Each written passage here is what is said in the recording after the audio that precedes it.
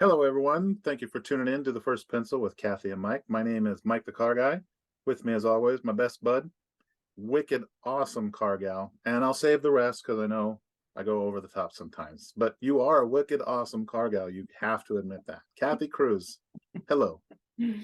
Hello, hello. Yeah, I don't And know. you're my best bud. I mean, that is undisputable. Yeah, yeah, yeah. I don't know about Wicked Awesome, but we'll go with it, whatever you say. That's an opinion, Back but at you. best bud is a fact. Yeah, okay, there we go. That'll work. Yeah. I was talking to somebody a couple days ago about I've been talking about, well, it's a long story, but being an expert witness in a certain arena, and it's automotive related. And I had to go through they wanted I guess the things that expert witness, when you go to do it, I guess the things that the court is looking for, the judge would be looking for, or whatever, is your work history. And so I had to, other things too, but like I had to go through my work history, like try to remember all of it. And of course, I didn't include a lot of it because sometimes you would bounce around a few places, but wow, it wasn't a pleasant experience. It wasn't. And I had to do it when we were under the gun with the date that she had to turn it in. And at the same time, my corporate taxes were due, and trying to do left brain tax stuff and right brain remembering what you were doing in 1980. It's not great. I mean, I started working when I was 14. So yeah, it wasn't a pleasant experience at all. I just I try to avoid that myself. and the whole, but what made me think of it is because we were talking about just a car gal or car guy, right? And I thought, as I was talking to the person that I was interacting with, I said that there's really, I don't know anyone that has the experience that I have, that has the like, I don't know that, because I worked every job. I worked at a place called Freeway Nissan a long, long time ago. And I worked every job except I wasn't a technician. So I have this like unique kind of way. We share that. Yes, exactly. Yes, you too. So it's I've worked on them. I've written them up as a repair order, right. sold them, financed them. The only thing that I can't do, because as a salesperson, I simply, and most people in the car business will relate, I was never allowed in the business office. They would throw shit at me Yes. if I tried to walk in there. Like if I walked in and said, "Good morning, ladies," ah, get out, get out, get out. Yeah, we used to And I have and I don't mean one. to be sexist and say that there's only ladies in the business office, Well, but that in it's not sexist, 35 that's the years truth. of working in the car business, Yeah. I only knew one male controller Mm-hmm. in my Mm-hmm. life. Mm-hmm. And I've never seen any males working in the business office as accounts payable, accounts receivable, any of the stuff that happens in the office. So there's a 99% chance I'm right. When you open the door to your dealership's business office, it's And females I'm just going to say it. That one guy probably had a really clean desk. and a lot of anxiety. No, we used to have I didn't implement it, of course. It was long before I got into management, which I got into management early. So let me think what dealership it was at. I think it was at this Nissan store in Puente Hills. Does Puente Hills sound right? Yeah.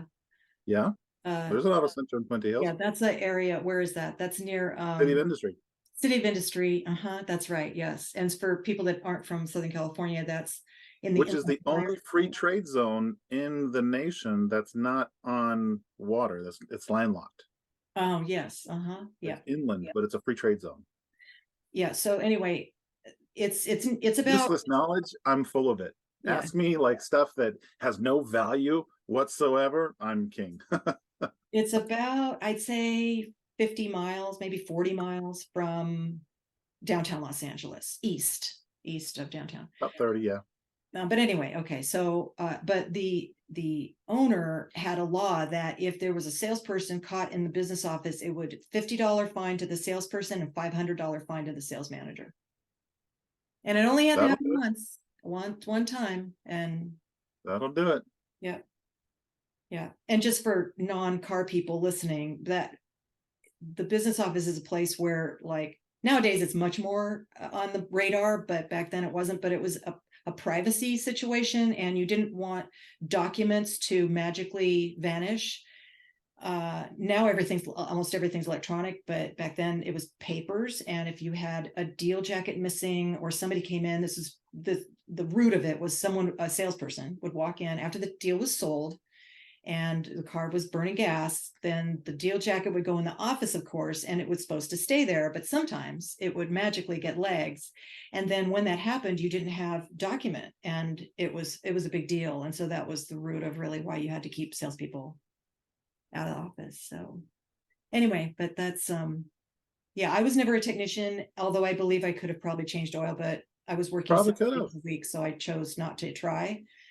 And then you weren't in the office, and you weren't really, did you go in finance? You weren't in finance, right? Yes, I spent 3 years in finance. Oh, you Three did? worst years of my life. Oh, that's okay. Yeah, that's right. I hated finance. I love finance people, Uh-huh. finance managers, men and women, whoever, because it's just a different world for me. Yeah. It's a different type of sale. You're selling an idea, and a concept and a vision rather than an actual vehicle that they get to drive home.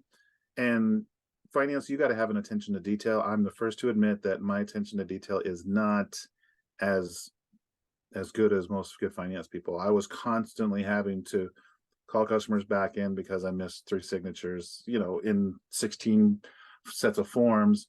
I would let them get home, and I'd be working my deal, getting it ready to send off to the bank, and like, oh shit, I got a missing signature, and calling customers back in. This is in 1980, no, I'm sorry, 1997 through 2000. So it wasn't quite the CSI nightmare that it can be today, because the surveys took 6 weeks to get to a customer. So unless the customer was really, really, really upset about something specific, little things like that weren't necessarily quickly translated to the factory. Whereas today, by the time you get your car home, you got an email that says, please answer these questions about your dealership. Yeah. So it's a lot easier for that stuff to happen immediately. But calling customers back for stupid stuff, is not fun. And it's not fun to grab a salesperson and go, hey, do me a favor, you got to run these contracts over to Mr. and Mrs. Smith's house. Why? Because I forgot to have them sign it. That's why. Okay. Well, that's just to me an indicator that it wasn't the type of job that you really wanted or needed, or wasn't fit. It wasn't a good fit. It's just, yeah. It was a step I needed to make Exactly. on my way to the desk, Mhm. because nowadays it's a little bit different. As I've seen guys that are on the desk that were selling cars for 6 months, and really, either they got the job on accident or they were just there, who knows. But when I was trying to get to the desk, there was a law. It was unwritten, but it was a law. You did not get to and by desk, I mean the sales manager position where you're structuring the actual car deals. You didn't get there without an understanding of what the banks need, structure, advance, all that stuff, loan to value. I mean, there was a lot that I learned in finance that I had to master before I could work the desk and start structuring car deals. Nowadays, there's so many programs out there, desking programs with, manufacturers incentives and rebates and all that stuff just plumbed in. Desking it's almost like a lost art, if you will. Yeah. In my day, we had multiple, remember the little bank books? They were like the size of Yeah. the old Yeah. books. Kept it in your Each pocket. bank had its own lease residuals and rates books. And, I'd have 10 of them on my desk, Bank of the West, Key West, Wells Fargo, all of them had their own little books. They'd come out quarterly. Sometimes they'd update them monthly.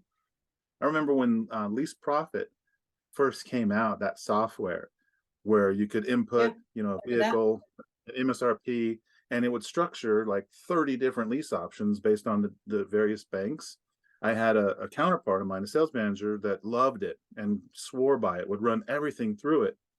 And just in my own complete arrogance, I would challenge him on a regular basis. I could structure a lease faster than he could put all the information into Lease Profit, because I considered myself that good.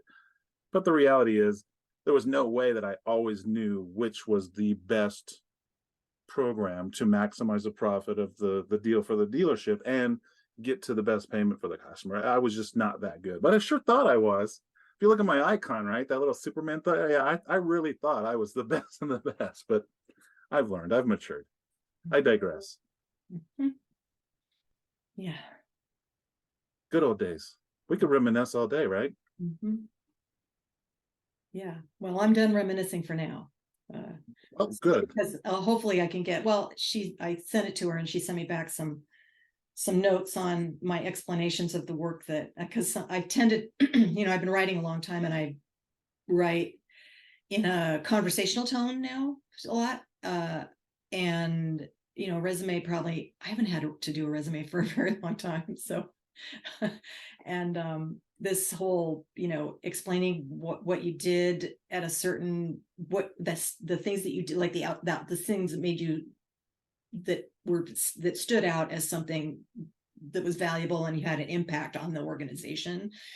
Yeah, so I mean, I did it, but it was a little too conversational. So we have to make it a little more professional or a little more non-conversational. So okay, but for the most part, yeah, I'm kind of done with the whole reminiscing stuff. It's I love the way you write. Speaking of, and a little quick plug, your newsletter is one of my favorite things to read because of the way you write, because it is conversational. It's not just real dry and bland and this happened. It's informative, but the way you write is really, I really key into that. I thanks, really dude. enjoy reading your Thanks, newsletters. thanks. It's part of the reason I did start the newsletter, because I in the blog, not that I'm not doing blogging, because I still feel it's important for my site traffic and things like that, but uh the blogs were more like, I don't know, not me. They were me, but not more like trying to educate and things. And in the newsletter, I can be a little more loose and share what I really think.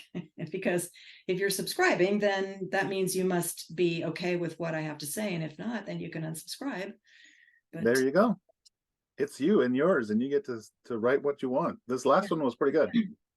yeah, And if you're interested, you got to sign up for it to go and get it. So I'll leave it at that because it's worth reading for sure. yeah, yeah. We'll put the link in the show notes. Definitely. One thing I wanted to kind of talk about, you and I have, you especially, and that's kind of what got me into it. It was learning from you 15 years ago. God, we talk about social selling. I mean, it's your forte specifically. I mean, you preach it, you live it, you share it, you teach it, and there's so many aspects to social selling. And I was last night I was thinking about it in preparation for today.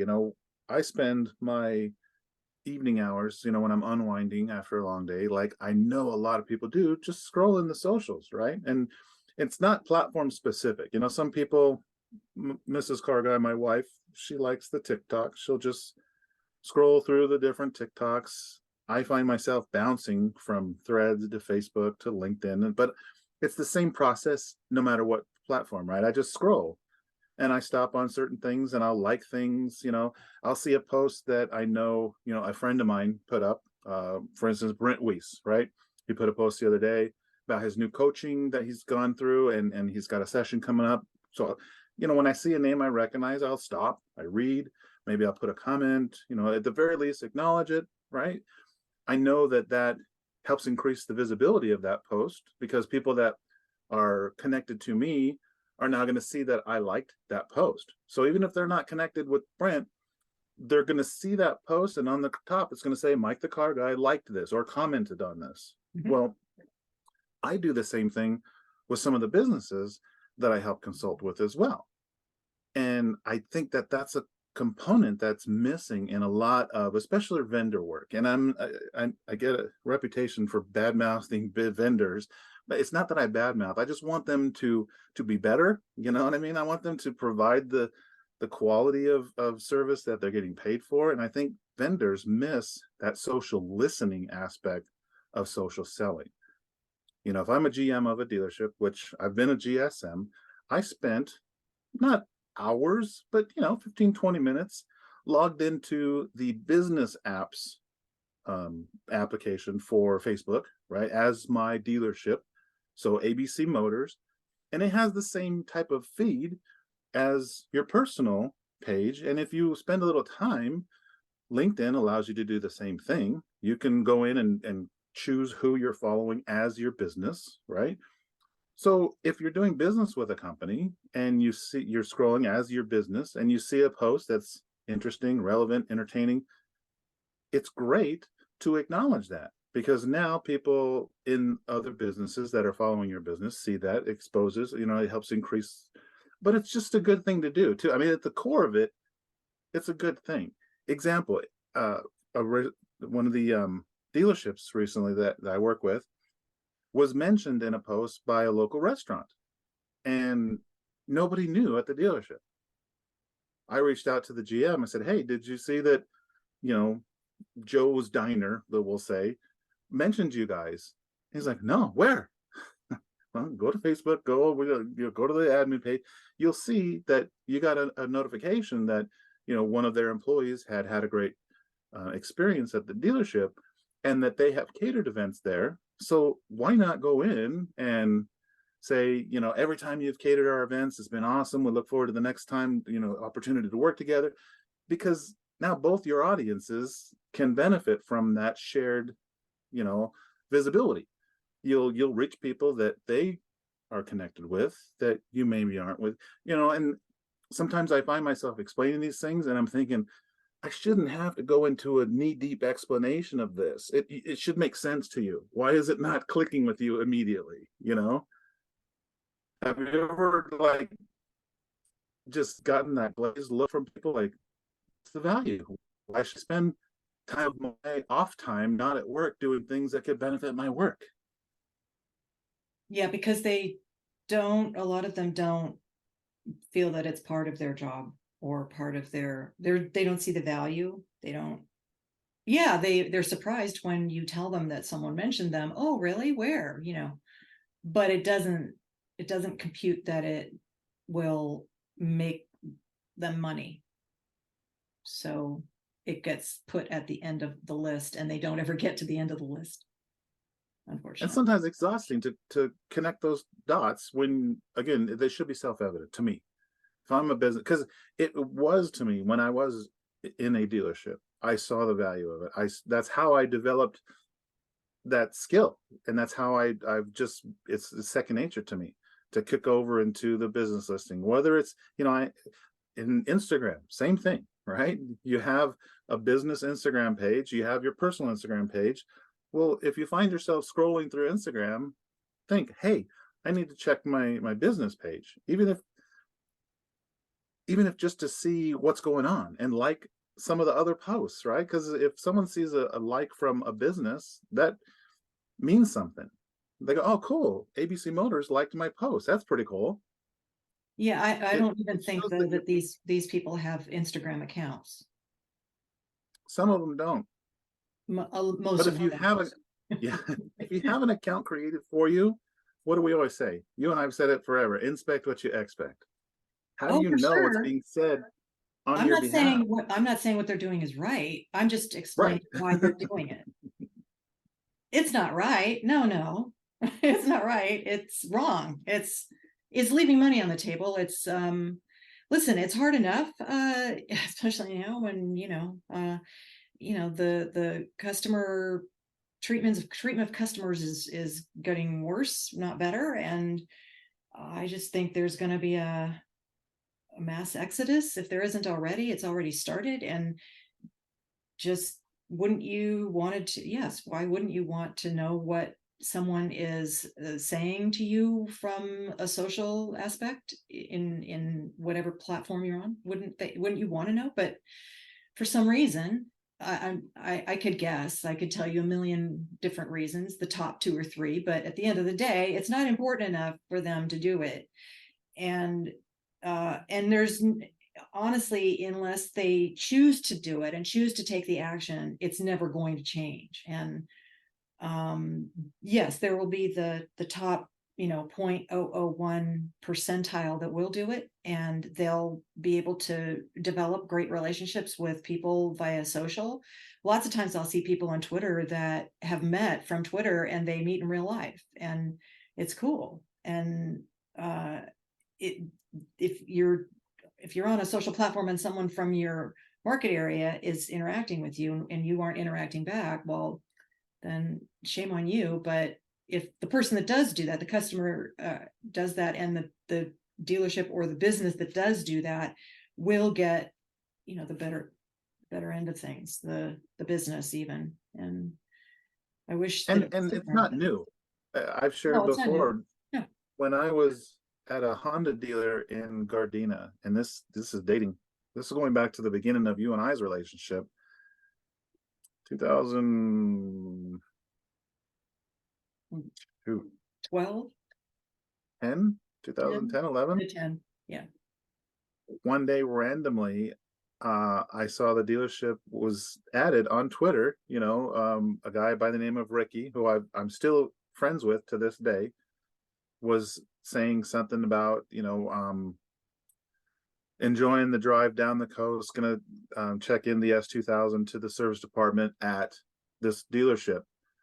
And I immediately saw that and reached out and thanked him, said, hey, when you get here, make sure you see this service advisor. I talked to the service advisor. I said, he's already ready for you. He's my guy that specializes with the S2000s. We love that little car. And we ended up going back and forth. And when he got there, by looking at my profile and seeing that I drink a lot of Starbucks coffee, and he managed a Starbucks franchise. He was the store manager. He had brought me some Starbucks Via packets. And I was like, how cool is this? But he had a great experience at the dealership. I had not that every customer doesn't deserve a great experience, but in this one case, because I had that social interaction with him, I was able to prep the advisor, get him in.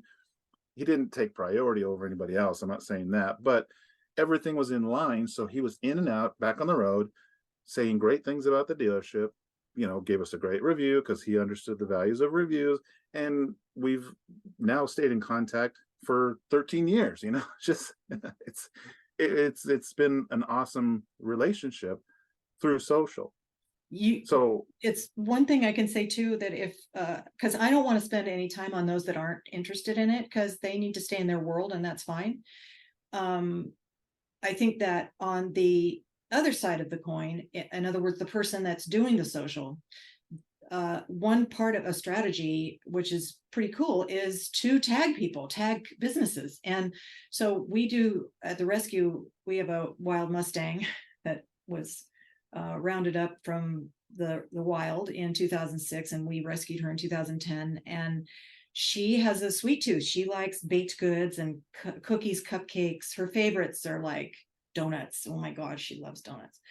And but who doesn't love donuts? Who doesn't, right? So Elizabeth, the founder, started doing this thing she calls Freaky Food Friday. And so I've seen those clips. I love them. Yeah. And so we did one of it's Gypsy, right? A company, Gypsy. Yeah, Gypsy is the name of the horse. And so we did one a couple weeks ago, a company that's called Made Good. I think it might be affiliated with Target, but it was a Made Good bar, like some kind of a, I don't know, like a cereal bar, breakfast bar, whatever. And Gypsy does love those. She loves any breakfast bar you want to hand her. So anyway, so she did that. And I thought, you know what, I'm just going to tag Made Good. Let me see if they're on Twitter. Let me see if they're on Facebook. So I tagged them. Sure enough, here they come. Hey, that's really cool. We really dig it, blah, blah, blah. Right. So I started thinking about it. I'm like, we should probably do that on a regular basis, because you just never know. And so our next our plan to do next, not the next Freaky Food Friday, technically, probably in a couple weeks, but on Saturday, Elizabeth is going to stop by Wendy's and get some French toast sticks. I think they have French toast sticks or French toast. And so then we're going to see if Gypsy likes them, which of course she will. And then I'll tag Wendy's, and Wendy's, if you guys don't know, is a superstar when it comes to social. So we will tag them and see if, it's just fun. Even if nothing ever comes of it, it's just fun to have interaction with a big company. And those big companies, they have budgets, they get it. They have social listening tools that are very advanced, very complex. I've looked at them before. Some of them are like $1,500 a month, but they're almost like having you can get Google alerts for your name and stuff, but it doesn't work very well. Right. but it's like that, only just works really well and gets every kind of mention out there that you can see. And it's ties in with online reputation management as well as your social media metrics and what you're going for. And so they And you can't say do if it nothing there. good comes, because there's nothing wrong, everything good. Yeah, You know, everything's good. Yeah. even if there isn't necessarily an acknowledgement or any continued conversation, still doing that increases your visibility and shows that you care, shows that you're interacting. There's no negative to it No. other than Yep. a few minutes of your day. And I think that is the difference with a lot of right now.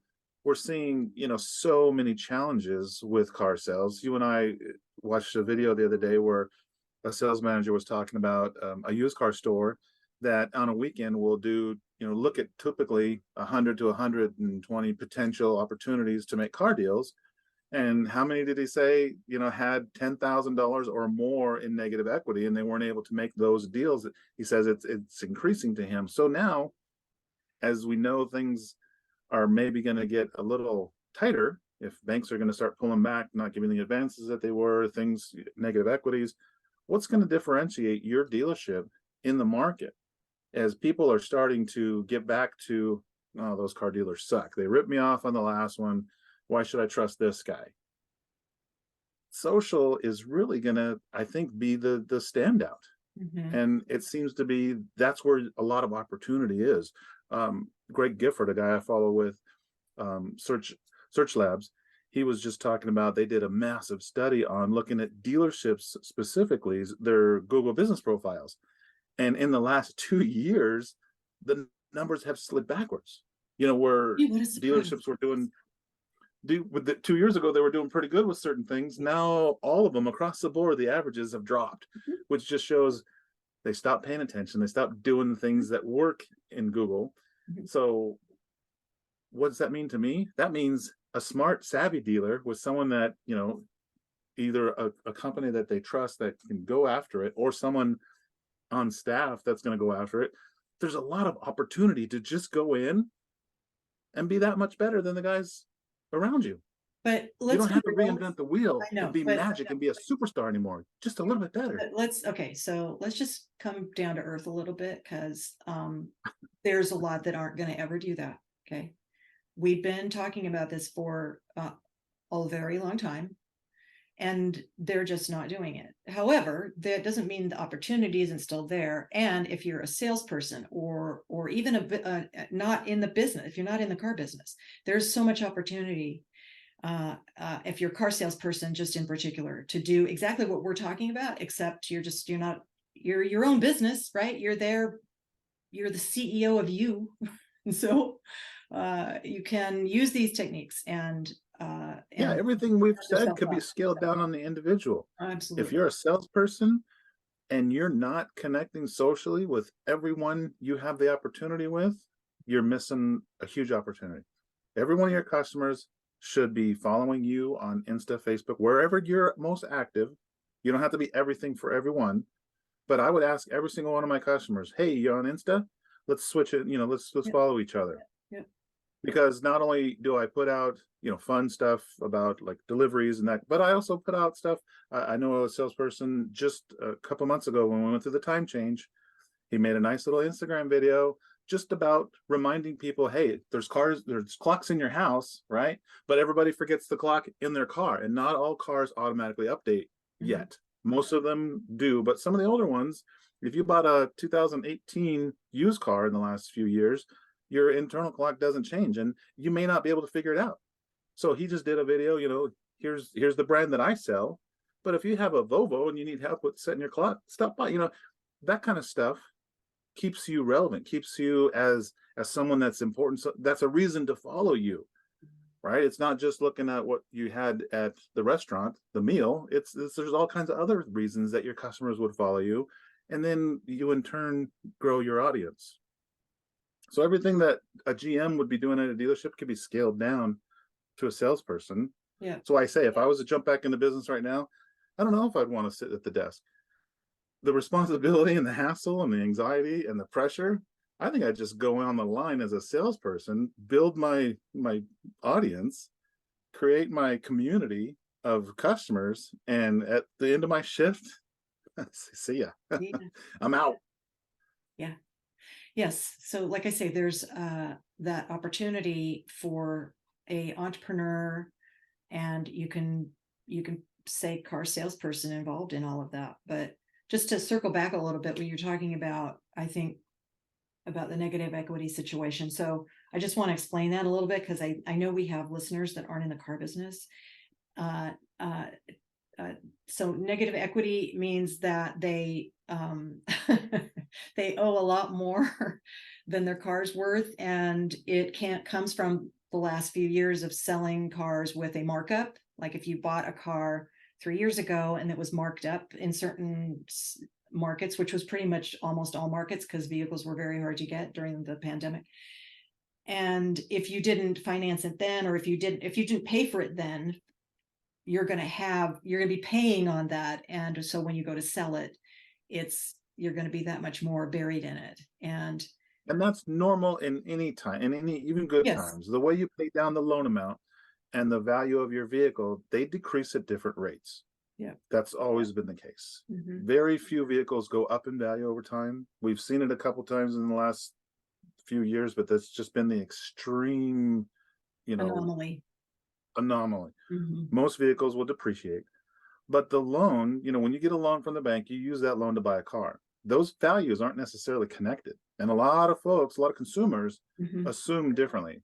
Yeah. They assume, well, if I paid the loan down to, 20, the car should be worth 20, but that's not the case. I get a loan from a bank for $40,000. I go buy a car that costs $40,000. That's the last time the two are connected. Yeah. That vehicle is going to depreciate. If I go in 2 years and I still owe $27,000 because some of that payment is going towards interest, right? So the payoff on the car is still 27 and the car is only worth 20. That means I have $7,000 in negative. That has to get paid off before we can do anything moving forward. So either that 7,000 has to be put into the new car deal, which a lot of times that's difficult, or down payment, or there has to be some other way to cover somebody that has to balance. bring cash. If you can pay it, somebody has to. Nowadays, if you got a loan 2 years ago for $60,000 to buy a car, there's a good chance that car only costs $45,000. They marked it up to 60. Now the vehicle is depreciated to 30, but your loan value is still 48, 50. That differential has increased exponentially in a lot of consumers' cases. So it's going to be challenging. And people are starting to worry about it. I know we've been talking about it for a long time, but it's now just the chickens are coming home to roost. And, I think we're going to probably see some leasing programs, some vented leasing programs that I think that's how it's always been, when there's been, not, this is extreme, but there's always been a case of this environment right now, just not as extreme. But the answer was always subvented leases, which means the lending, usually it's the captive lender, which is the BMW Financial, the Honda Financial, Ford Credit. Those are what's called captive lenders. So those are, they design programs around getting people into cars, and the program has been where they lease a vehicle and give the dealer incentive to do that. And then that gets the car on the road and the customer's happy. They've got a payment they can handle and that. So it's funny how cycles go, but like that, I can remember, because I want to say 1991 or 2, like I always drove BMWs, but there was a Mercedes. I knew I was doing something at a Mercedes store. I forget. I should remember, but oh, it was I remember now. The GM was a super You just went through all this. Yes, I just did. You just recalled all that. Yeah, but super nice, super great GM at the time. And so he gave me a house deal, and it was on the small Mercedes sedan, whatever it was, but the lease was like nothing. Like I want to say $400 over the whole term of the lease was the profit on what the bank would make. And so, but that's what it took. Oh, the early 90s. That's when I was cutting my teeth in sales. That's when I went from being a technician into sales. That's early 90s. I was at a Ford store. So we had the red carpet lease, the half a cars. Oh my gosh. And Ford would let you, work your lathe off the total before discounts on the MSRP. Yeah. And some cars had like a $3,000 or $4,000 discount package. So your starting MSRP was kind of inflated. I mean, it was a gray area, but that's how they had, Tauruses for like $199 a month, Yeah. including tax. Yeah, the Tauruses. Those were The those were good Explorer cars. Sport, the two-door with a $4,000 discount package, $279 a month. Just these ridiculous payments on a lot of a car. That's how they just flooded the market. I'm sad And about they the got us Taurus. out of that recession from the late 80s. That's how they put a spark into car sales. I'm sad about the Taurus because my parents had one and they loved it, and they were great cars. Everybody could afford one. You saw them everywhere. And then Ford just stopped making them, and then they made that 500 or whatever it was, the Ford 500. Nobody bought it. And one of my favorite stories about one of the people I respect as far as CEOs, in that culture, Alan Mulally, when he took the helm at Ford, the very first board meeting they had, he walked in and he called everybody an idiot. He said, "You guys are freaking morons. You took the most well-established brand nameplate in the United States and you junked it, and you replaced it with something that nobody connected with, the Ford 500. Nobody now that's buying cars is old enough to remember the prominence of the 500 name in the 60s. So how could you do that? Billions of dollars in marketing and brand loyalty. You flushed it. And when I read about that, I always thought, that guy's cool. I mean, that's ballsy to walk into a board meeting and tell everyone in there, you guys are freaking morons. Yeah, the Taurus was the #1 selling vehicle in America. I mean, think about that. A Ford sedan was the #1 selling. The next one was, I think, the Honda Accord. And then once the Taurus went away, Honda took over. Toyota Camry. Toyota Camry, that was it. Yep. Toyota Camry, that was it. Yep. Yeah. It's unfortunate, but yeah. Oh well. So but I feel like that's going to have to happen here. Although I don't know how that works exactly on, $60,000, $70,000, $80,000 trucks. I don't know how, because you can't subvent enough to make it so that somebody regular can maybe lease a vehicle. Maybe I don't know, but it's going to take some creativity for sure. Yeah, $950 a month doesn't really look good on a commercial. As low as $950 a month. No, it's not $189. No. All right, let's switch it up a little bit. Shifting gears, right? Keeping in the theme of how we do things. What are you listening to this week, Kathi? Podcasts, but I think we're talking about music. Got me on the podcast thing. I will admit, I've spent a lot of time in the podcast world now. I've gone beyond dipping my toe. My toe dip was the Just Jack and Will podcast. And the thing about podcasts that I won't be mean and say I hate you for, but I kind of go is if I'm not listening to like a season that's already run, waiting for next week's. Yes. I hate waiting for Thursdays for the new one to come out. Oh, that irritates the shit out of me. Yeah. But in lieu of, I've had to find other podcasts to listen to. So I have started listening to the Smart List and some of the others. Oh, you listen to Smart List? Trying to get into it. Yeah, they had one with AOC on it that I really liked. Yeah, go back and listen to the one with Maya Rudolph. You will laugh your ass off. Oh my God. Oh my God, Maya Rudolph. So, oh my God, it's hilarious. Yeah, Smart List is awesome. So if you guys don't know what Smart List, it's Sean Hayes, Will Arnett, and Jason Bateman. They're all friends in real life, and they did it when the pandemic was raging, and they've just now they're a media company because Just Jack and Will is part of Smart List Media. I think they're starting another one with Rex Smith, the guy, he's not popular on Twitter, but he's a former NBA basketball. Does that sound right? Rex Smith. Anyway. Don't ask me about basketball. Yeah. Or baseball. Or any of those conventional sports. If it doesn't have an engine in it, I don't consider it a sport. I'm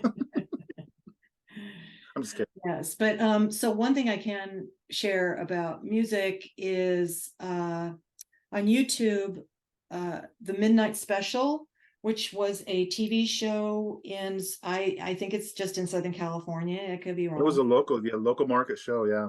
Yeah, it was on when you would get home and you were drunk. It was like midnight. I think it was on at midnight. Oh, Midnight Special. Yeah. Hello. And it's the people, like if you look at a lot of shows, either from the past or even now, when you see people like will lip sync, or it'll be like a recording and then it's just not great. And but Midnight Special, they sang it live. And so just watching anybody do it on Midnight Special was great. But They they have had a the YouTube greatest channel. acts on there. They The have a YouTube greatest channel. are they have their own dedicated YouTube channel? Yes, they have a YouTube channel that they started a while back, but they only released a few, I like didn't the realize that. first, I think the first season, maybe even not even the season, but because I guess they're rolling out. I'm not sure. Just I know from just being a I viewer hope that they there wasn't that publish all many. of them. That would be an amazing archive. Okay, but so then they released like the first episode, and then there were like Journey and like really like, because it was in the 70s, like early 70s, and then so I guess they're releasing probably more as they go on. But anyway, so there's from they just released like a chunk of more of them, and David Bowie, and he Ah, sings live, awesome. and it's from 1973, and it's unbelievably good. There's oh gosh, let's see. He does ground what's that? Ground Control to Major Tom. That's Space Major Tom. Odyssey. And then Gene Genie, that one. And then there's another one. I think he does like a it's Marianne Faithfull and he were good friends, and they do a duet of I Got You, Babe, from that Sonny and Cher song. Really? Yeah, Wow. it's crazy. You just don't see that happen today. There's so much, that like it really makes you see how much like the corporations have taken over our media like environment, and we just don't get to see that cool kind of stuff anymore ever. So I saw an episode with them. I remember as a kid, Redbone. That was the first time I saw yeah, Red, Redbone. and I Yeah, didn't realize their Native American yeah, ancestry. You know, you I hear them on know. the radio, and you're like, oh, cool. But when they came out in full regalia, I was like, oh, how cool is that? Like a rock band with Native Americans that, Yeah. oh, it was so cool. Yeah, and Redbone is on there. That is on there. I noticed that, and I learned that too. I think there was a documentary about it too recently. I think if I remember. But yeah, I had no idea. Like I remember that song kind of, but I just like I didn't know anything that they were Native American. Good for them. Way cool. Way Yeah. cool. All So right. Before we wrap up, some good recommendations. Everyone go out and catch the YouTube episodes of Midnight Special, yeah, and you'll be transported to Southern California for just a few moments. yeah, yeah. If you really want to get really real about it, then go out and party and get drunk, and then come home and There then you watch it, go. because that really is the full effect. I'll put a link in the notes of the Bowie ones because I saved them. I always, when I see something, I save it. So, And one other thing I need everyone to do that's listening in, we mentioned it earlier, and I didn't mention it lightly. You need to go and sign up for Kathy's newsletter. It's a great newsletter. It's informative, but it's just really well written. And I'm not saying that because Kathy's my bud. I look forward every week when it hits my email box. And I've always been a fan of her blog, but the newsletter, it's shifted up a little bit, and I really, really like it. So I want everyone to go and subscribe to that newsletter, please. thank you. Thanks for the plug. And and I should say that if you need help with your Google My Business page, then Mike is your go-to. I And think we're going to talk about some stuff related to that next week. There's been yeah, some changes that have come out that I don't think a lot of people are aware of. Some of them, like we were talking earlier, some of them people are in there and they discover stuff, oh, they changed that. And then they go and they share it on social media. So all of us that are tuned into that, because I'm always looking for Google content and tips and tricks and techniques. So when people say, "Oh, I found out you can do this in there," I gobble that stuff up because Google sure isn't sharing it with us. So No. tune in next week and we'll give Actually, you it's the week after, because we're not. week after. You're right. Yeah, We got to skip. we're not going to record next week because I have to go out of town, and We're not recording on the 21st, so the episode that we'll record on the 28th, because Yeah. today is the 14th. So Yeah. if you're listening and you like Google and you know what Google business profiles are, you're going to want to listen into that one. Yeah. And everyone should care, honestly. Everyone. Definitely. Okay, so that's it for now. Thanks for tuning in. And we're finished, right? Did I forget anything? Yes, ma'am. Okay. You always take us out. You wrap us up. You do it well. Oh, yeah. Okay. Thank you, All right. everyone. We'll see you. We'll see you in a little bit, and take care, and we'll talk to you soon. Bye for now. Bye.